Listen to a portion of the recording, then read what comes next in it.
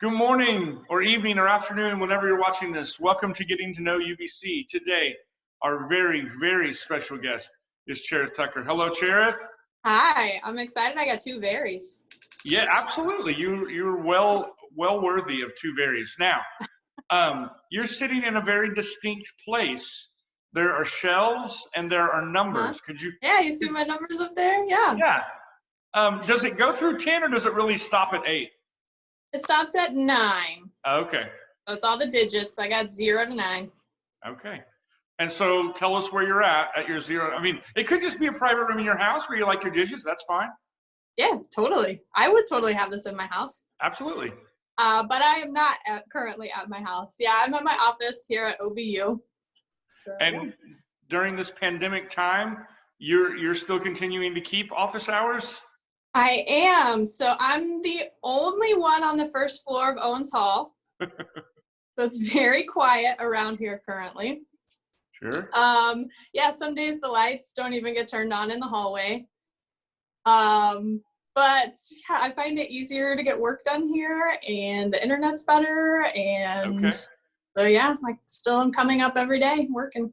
Are you by nature kind of a more, I know you like people, but are you by nature kind of a okay being a lone person?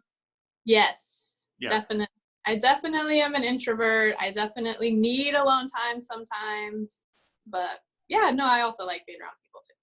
Has your need for alone time been sufficiently met already during this quarantine? Do you feel the need for less alone time? So usually the more alone time I get, the more I crave it. Okay. Yeah, which is not good in a time like this, because I can just be like, I don't really want to see anybody ever again. Okay. All right. All right. So a little background, and there's some things that I already know and things that other people might not know, but you were born and raised in Norman. Would you say born and raised? Okay. Yeah. Yep. Went to Norman North or Norman High? Norman High. Okay. Yeah. All right. I'm sorry. Grew up going to church in Norman or in Noble? I went to a very small church in Noble. It was a Nazarene church. We had like 20 people on a good day. Okay. Very small, yeah. As an introvert, is that a good number for a worship, or is it harder to hide? Well, yeah, you definitely can't hide. But you know all the people, so yeah. That's good. So there's a comfort level with that. Okay. Yeah. And after high school, went to Southern Nazarene, correct? Uh-huh. Right. Right. And so during those times, what was your perspective on OBU? And then you go through PhD at OU and all that, and end up at OBU. So what was the perspective before, and how has it changed? Sure. So when I was at Southern Nazarene, OBU wasn't so much on my radar, really. My roommate actually was a Baptist and had considered going to OBU. Okay. But that was really all I ever thought about it. So it wasn't a rival? I mean, you didn't get into the rivalry between STU and OBU or anything like that? No, I was mostly like hanging out with my friends and doing math. Awesome. So I didn't like go to sporting events or anything like that. So yeah, it wasn't really on my radar. And especially in graduate school, it really wasn't on my radar, or even like the town of Shawnee or anything. But Sarah Marsh, when she was 2 years ahead of me in graduate school, we both went to graduate school at OU. Okay. And when she graduated, she came to OBU when she got her PhD. And so I kept in touch with her. And so that was really when I first started kind of hearing about it and learning more about it. And it became a little more on my radar. And then Ashley and Blake, so my sister and brother-in-law, moved to Shawnee a year before I graduated with my PhD. Okay. So then Shawnee became more on my radar. And then, yeah, when it was time for me to graduate with my PhD, Ashley and Blake were living here in Shawnee. Sarah said there was an opening. So I was like, this sounds great. Like, sounds awesome. I loved my time at Southern Nazarene, and I really wanted to work in that kind of an environment. Sure. And the more I learned about OBU and after visiting and things like that, the more I realized it really had a lot of the things that I enjoyed from Southern Nazarene were also here at OBU, like close relationships between professors and students, and small classes, and an opportunity to teach a variety of classes and things like that. So yeah, it was just, I was really excited that there was an opening at the time I was graduating, and it all worked out. And now, was Sarah your connection to UBC as well? I'm not sure that Sarah was entirely going to UBC at that point when I moved here. She was still living in Norman, actually. Oh, okay. So yeah, I was just looking for a church. I had always gone to Nazarene churches. And the Nazarene church here in Shawnee is great, but it's also very small, and not a lot of single people, not a lot of people my age. So Ashley and Blake were going there, but I moved to this new town. I didn't really have any friends. I didn't have a community. I mean, I knew Ashley and Blake and Sarah, and that was like all I knew. Right. So I really just wanted a church that had more people and had people that were, I don't know, around my age-ish, Sure. that I could build a community with. And I visited several churches. Yes, I visited several Baptist churches. I thought maybe I should learn a little bit more about Baptistdom since, I was going to work at OBU. Right. I like that you said Baptistdom. I like that right. phrase. Yeah. I don't know. Did I make that word up? I don't know. I think you did. Okay. And so one of the things that I am a little leery about with Baptists is their views of women in leadership. Okay. And the first time I visited UBC, Allison was actually preaching that morning. All right. So I was like, hey, maybe this is a Baptist church I could get behind. Okay. So, yeah. Yeah. That's really interesting because a lot of people have had the opposite experience. I know. But that's awesome. That's great. You mentioned a couple of things there.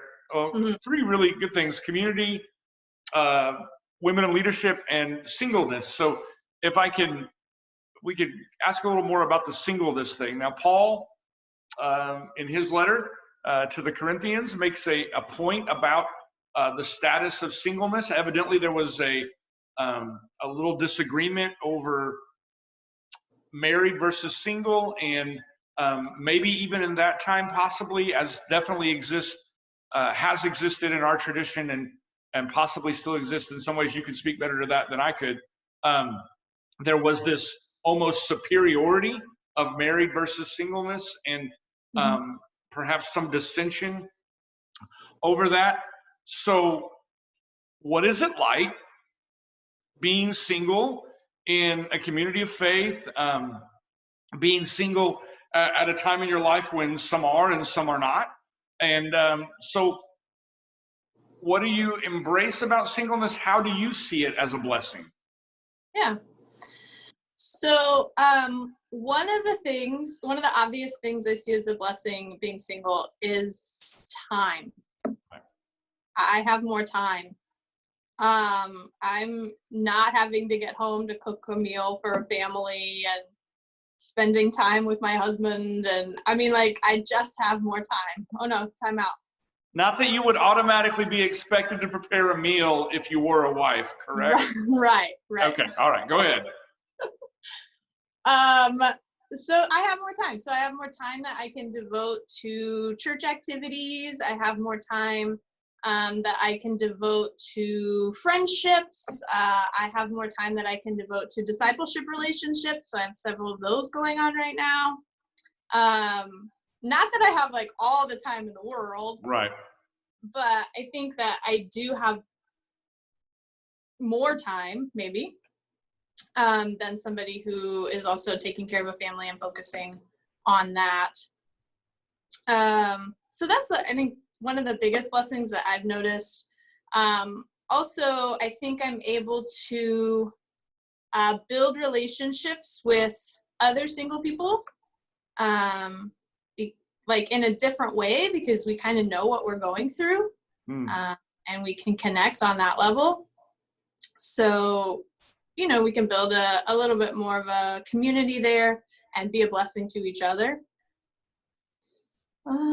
Yeah. Yeah, that's great. That's great. And is it ever awkward in community with married people? Because they don't necessarily, in your words, know what you're going through, and may or may not try to relate to that. So what's that dynamic like, and how is it great, and how is it sometimes awkward? Sure. I don't find it awkward. I have great married friends that I get along with really well. Again, they oftentimes don't have time to spend on a friendship as much. Right. So I don't get to see them as much sometimes. Yeah. But yeah, there are sometimes awkward moments. So I find it funny. People will often assume that I'm married and say something about your family or husband or kids or something. I'll be like, oh, I'm single. And they're like, oh, I'm so sorry. I'm like, it's all right. I'm good. Like, no need to be sorry. It's not like a disease or a plague or anything. Right. Yeah, that's good. I think. And so community at UBC, how have you found community? How was it presented to you? And how do you think you've been able to contribute to community? Sure. So when I first started going to UBC, I think that I got plugged into a Sunday school group really quickly. I started going to, at that point, we were called the Hipsters. I don't go there to that class anymore, so I'm not sure if they're still called that, but I call them the broken hipsters because they're getting older, but I don't think they embrace that name. Yeah. That's true. Probably not. So I started going to that church, and they were all just so great. Like, they took this little single Nazarene girl, and they helped me figure out all of this, like, Baptist lingo and, like, you know, what's, like, simple things that you just don't even think of. Like, what's Annie Armstrong, right? I'd never heard of that. And okay. Just, like, things that come up in the service. And that's one of the reasons I sat behind Stephanie, is that during the service, I'd just like lean forward and be like, what is that? Like, and she knew it all. So she's your Baptist interpreter? Oh yeah. She has done that for all right. But that was when I, you know, started making those relationships, and, you know, I got to know Stephanie, I got to know Lindsay, I got to know several people, in that Sunday school class, and kind of see maybe where I could plug in further. And Allison would come in there sometimes. Allison was the youth director at that point. And I just was able to see that she didn't have a whole lot of people up there helping her with the youth. Sure. So that's when I started helping out with the youth, and I just went up there on Wednesdays and would go to youth activities and hang out. And so that's really when I started getting plugged into the youth group. Again, because I'm single, I have a lot more time. And so I can go to a bunch of random youth events, and I can be there on Wednesdays, and I can be there on Sundays, and I can, you know, get caught up in random group texts that I get, you know, 20 texts in the span of, you know, 10 minutes or something. And so that's kind of where I've been serving, I guess, the most. Yeah. And kind of creating and being a part of that community with the youth group. And right now we're primarily girls, so I feel like it's good for them to have, you know, female older female role models that Sure. maybe they're not related to, and they can ask questions and, see a different perspective on what life can look like. Because, maybe, I live it maybe a little bit differently than they've seen before. And so, it's just, that's a big part of the community for me. Awesome. Great. Okay. So I said that we wanted some first in every Getting to Know UBC episode. And I think actually we've already achieved it, because I think this is the first interview from an OBU office, although Corey Fuller's was from an OBU building. So let's make sure we have a first. So for a first, you can ask me any question that you want. Now, hopefully don't have a misguided view of my own importance. So it's not anything about that, but any question that you want to ask me, go ahead. All right. Justin, you and I have never really talked about your relationship with math. Oh. So what do you think about math? That's a great question. I have a higher appreciation for math now than I ever did as a primary, secondary, or college student. As you may or may not be aware of, and I don't know if this is still the case, but when I was an OBU student, a Bible major, I was given the option of math or no math. You could decide between a math class or like an intro to computing class. Is that still the case for ministry majors? I think they can choose between a math class or a science class. Okay. So I chose the computing class and did not have any math in college. My last experience with math was my senior year of high school, and I took trigonometry after taking a year off. I didn't have any math my junior year, took trigonometry my senior year, and I was doing some distance learning stuff, and I was actually in class for maybe a month. So it did not go well. And then I didn't have, but I really enjoy numbers, and now kind of getting to go back through math with my children. I have a second grader and a fifth grader. I'm really interested in it. And as being someone a little different from you, being someone who's a little more all over the place sometimes, I really enjoy the structure of math. Yeah. Yeah. And so Agreed. that's my, I think I find it beautiful. Awesome. Is that a sufficient answer? Oh, that's the perfect answer. Okay. All right. Well, if you knew me, you knew you just like spoke to my heart there. So. Well, there you go. There you go. And I feel like, Cherith, that I know you even a little better. So thank you. Thank you so much for your time, and thank you for what you do for the community at UBC, and for what you do for your students at OBU. I want you to know that it's appreciated. So thank you very much. Have a great day. Thanks, Justin. All right.